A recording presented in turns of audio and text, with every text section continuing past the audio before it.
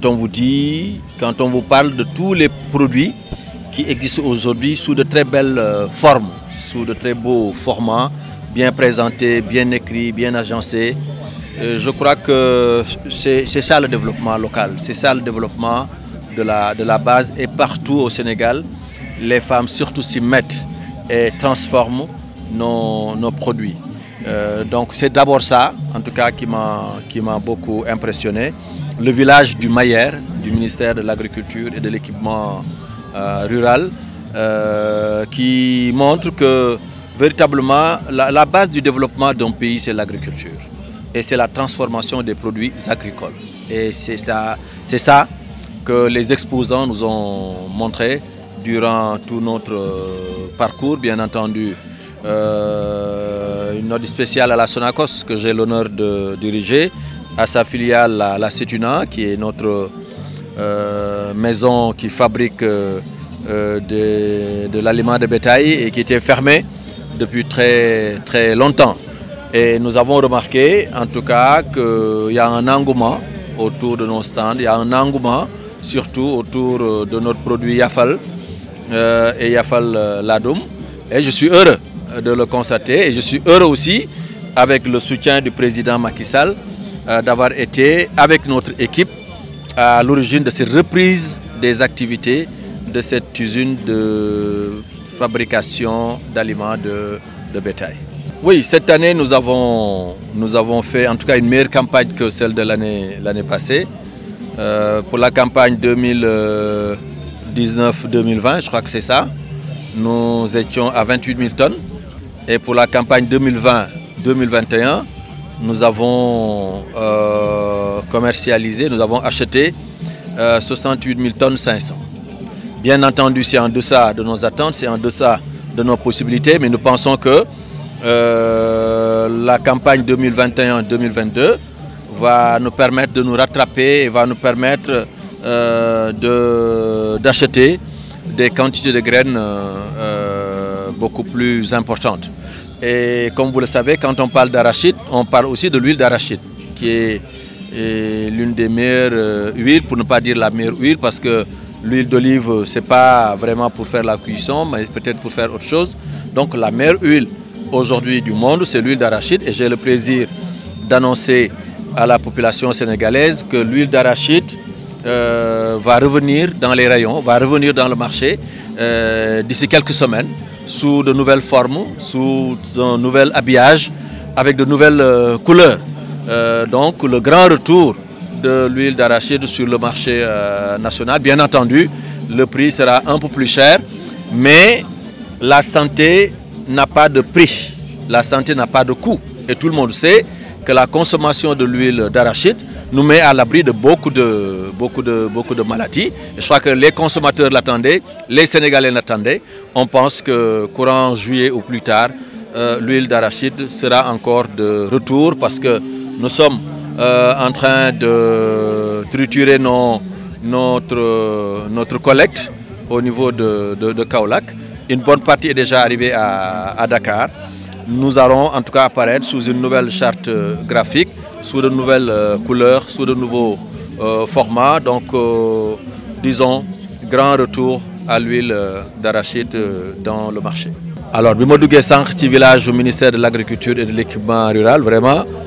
comme on dit, xaw naa gis naa lu ma neex trop. Parce que li ma neex mooy dama gis ne produits agricoles yi moo xam ñebbe la moo xam foño la moo xam mañag la moo xam bisaab la moo xam ceeb la moo xam ak lu mu mën di doon te ñu koy béy ci réew mi léegi jigéen ñi am nañ benn xarala bu nga xam ne moo leen di may ñu transformer ko defar ko jekk-jekkal ko présenter ko ci présentation bu nga xam ne tey soo demoon Europe wala nga dem Amérique wala nga dem feneen da ngay jàpp ne foofu lañ ko defee nga xam ne boo gisee rek déjà dana rafet ci bët te lépp lu rafet ci bët kiy jënd daf koy sawar a jënd te loolu la ñu gis femmes yi jóge ci Sénégal yëpp association yi jóge ci Sénégal yëpp GIE yi jóge ci Sénégal yëpp mu nekk lu nga xam ne lu am solo la vraiment ñuy ndokkeel bu baax a baax ministère de l'Agriculture et de l'Équipement rural ci initiative parce que lii tamit mënul ñàkk foofu mooy am ay bërëb ay yu nga xam ne nit ñi dañ fay tasante di jëndante di jaayante di jëlante ay adresse di def ay commande te loolu moo tax foire jóg bon bien entendu mënoo fàtte Sonacos bon standu Sonacos mi nga xam ne moom la nit ñi xam muy defar dëwlinu gerte surtout ma am mbégteeg bànneex rek wax Sénégal yi ne leen dëwlinu gerte bi ñu doon laaj incha allah dina dellusi ci marché bi fekk juillet bu ñu fi yàlla bàyyee mu nekk dëwlin bu nga xam ne Sénégal bañ koy laaj parce que xam nañ ne dafa baax ci seen wér-gi-yaram bien entendu li tax muy dellusiwaat yi tamit dafay dellusiwaat ci mbubb yu bees dafay dellusiwaat ci couleur yu bees parce que tamit Sonacos léegi rénovation la nekk innovation parce que président Macky Sall mu ngi ciy dugal loxoom mu ngi ñuy jàppale ci liggéey bi ba tax fi mu toll nii alhamdulilah rabbil alamin maintenant c'est vrai que dawlinu gerte nag bokkul ak yeneen dawlin yi dawlinu gerte bokkul ak yeneen dawlin yi nga xam ne xañ na mën nga leen jënd sax ci njëggu nga xam ne njëggu yomb la mais soo demee mën nga jànkoonteeg ay problème mu wér-gu-yaram dawlinu gerte nag moom boo ko dee jëfandikoo yàlla mën na laa musal ci lu bare naturellement donc ak ren li ñu jëndee njëgu gerte gi ba dawlinu gerte bi bu ñëwee fu mu jaar xaw a yokku tuuti mais daañ ko yemale ba nga xam ne vraiment nit ñi daañ ko mën a jëfandikoo daañ ko mën a am parce que loolu moo ciy ëpp solo mais jàpp naa ne le fait marquant ci FIARA bi ren en tout cas loolu la Pape Amadou Fall wax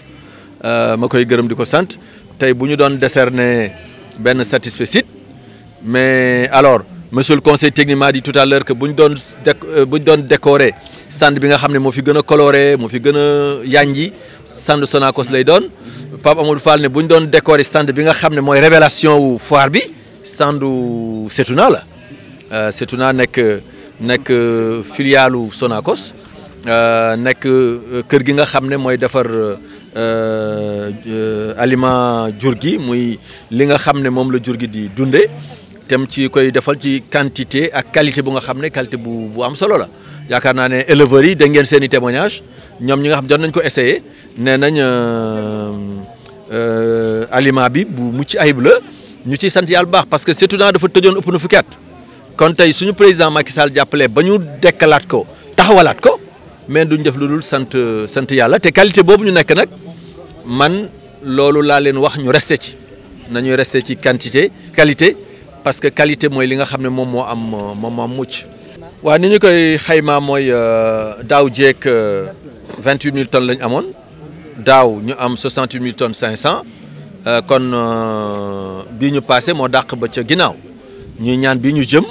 ñu dugg ci ak bisimilahi rahmaani rahim génn ci ak alhamdulilahi rabil alamin te nawet bi neex nawet bi barkeel comme ni nawetu daaw bi meloon wala bii dàq ko. te gerte gu bari tamit ñor su ko defee ak jàppale président Macky Sall jàppale ministre de l'agriculture et de l'équipement rural ak gouvernement bi yëpp Sonacos gën ci mën a gis boppam waaw ba nga xam ne li ñuy wut ci gerte dinañu ko parce que Sonacos moom soo amee gerte gu bari rek dëwlinu gerte bari ci marché bi soo amee gerte gu bari aliment de bétail bi bari soo amee gerte gu bari tamit ndaw ñi liggéey. donc ñett yooyu nag jàpp naa ne luy structurer économie ci la bokk donc wutum xëyum ndaw ñi Sonacos daf ciy taxaw bu baax lii nga xam ne tamit mooy élevage bi Sonacos daf ciy taxaw bu baax yaakaar naa dëwlinu qualité bi tamit ci Sonacos moo ko yor kon nag ñëpp war nañu jàppale Sonacos pour que mu am gerte bu bari.